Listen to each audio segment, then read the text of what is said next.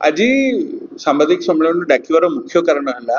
आज बर्तमान ओडिशा बीजेपी सरकार चलती बीजेपी सरकार सब निजक बड़ धार्मिक बोली देखिए किंतु जदि तुम धार्मिक बोली देखिए तुम भल धर्म काम करने कथा मुख्यमंत्री खोला भाव में कहले एथर गला दिव्य भव्य रथ यात्रा करूँ जहाँ तो इतिहास सृष्टि करिया कथा जहाँ तो इतिहास सृष्टि है समस्त देखिले सहित गोटे बड़ इतिहास गोटे धार्मिक मनोभाव कर सी है सत्यवादी निर्वाचन मंडली विधायक ओम प्रकाश मिश्र तमर निजर कोकई निजर ददी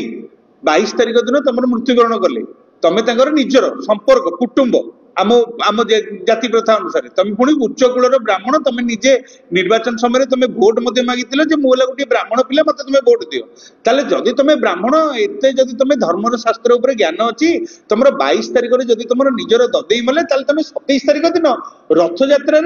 मंदिर भितर को प्रवेश केमती कल आमको तो आश्चर्य तुम तो धार्मिक मान्यता अनुसार तुम सबुठ बड़ विधर्मी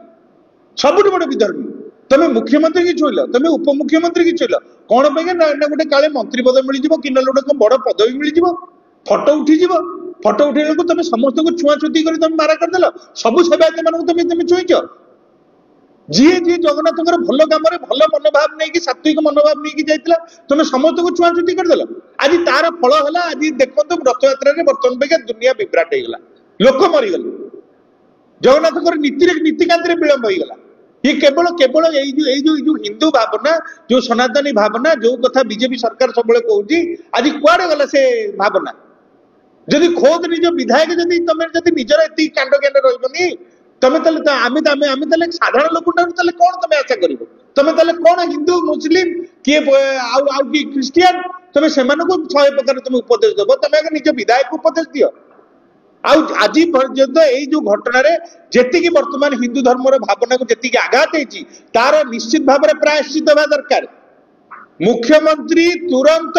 ए प्रकार भावना जो आघात होती मुख्यमंत्री विवृत्ति देवा दरकार कहीं ओम प्रकाश मिश्र समस्त को चुईले कौन निजर खादान ज्ञान नहीं द्वितीय कथा ओम प्रकाश मिश्र तुम जड़े उच्च कूल तुम निजे कौच मु ब्राह्मण मिश्र ब्राह्मण तुम 16 शासन तुम आज मुंड तलू करदेल ब्राह्मण जाति तुम आज मुंड तलू करदेल से तुम्हें नंडा हुआ मुक्ति मंडप जाओ ब्राह्मण मान क्षमा माग सर्वसम्मुख क्षमा माग जे मोर भूल है मो यह कर नाला आदि तुम जदि तुम कौन प्रकार विच्युति नब ए समस्त पाप भार तुम मुंडे जीव आज जगन्नाथ रथ यात्रा जहाँ भी विभ्राट होती ये सब धार्मिक मान्यता जो जो जो कथा आम सब कही आसु ये मुख्य कारण हम ओम प्रकाश मिश्र आज बर्बाद करदे तुम आम ओडिशा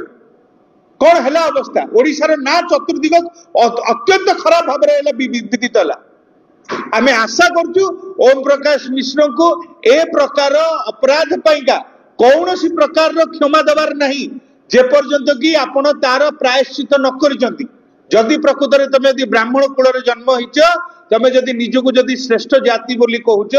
जो जहाँ सकाशे तुम भोट पाइल एथिपाइका तुमको प्रायश्चित करने दरकार तुरंत जाओ मुक्ति मंडप रे ब्राह्मण मान गोड़ तले पड़ी समस्त को क्षमा प्रार्थना कर आउ जदि न कर यार जवाब सत्यवादी माटी तुमको आगामी दिन में निश्चित भाव दबो।